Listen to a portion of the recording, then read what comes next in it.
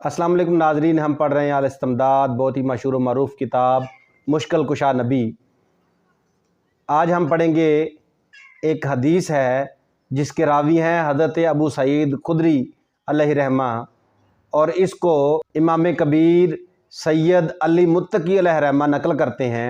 हज़रत अबू सईद खुदरी फरमाते हैं कि हम हज़रत उमर फ़ारूक रज़ी अल्लाह ताला अन्हु के साथ हज अदा कर रहे थे। हज़रत उमर रज़ी अल्लाह ताला अन्हु जब हिजर अस्वद को बोसा देने लगे तो उन्होंने कहा कि ए हिजर अस्वद, तू एक पत्थर है, तू ना किसी को फ़ायदा दे सकता है और ना नुकसान दे सकता है।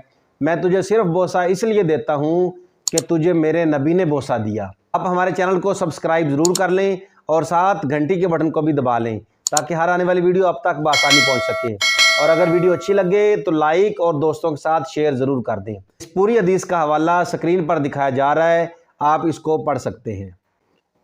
तो हज़रत अली ने जब ये बात सुनी तो फरमाया, है उमर, ये पत्थर हिजर अस्वद फ़ायदा भी देता है और नुकसान भी देता है।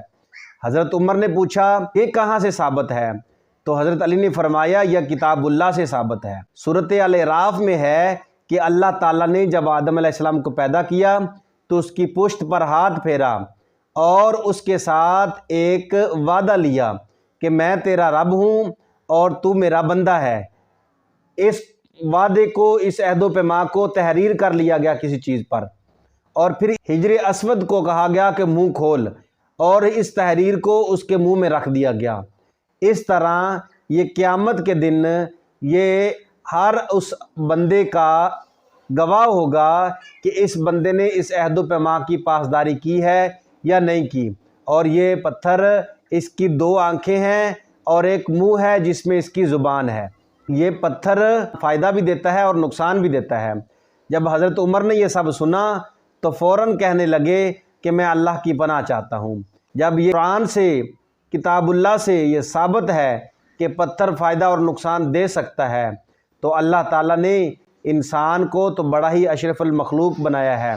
इंसान और इंसान के साथ वलीउल्लाह, जो अल्लाह के नेक बंदे हैं और अल्लाह के रसूल हैं, उनको तो और भी ज़्यादा शान अता फरमाई है।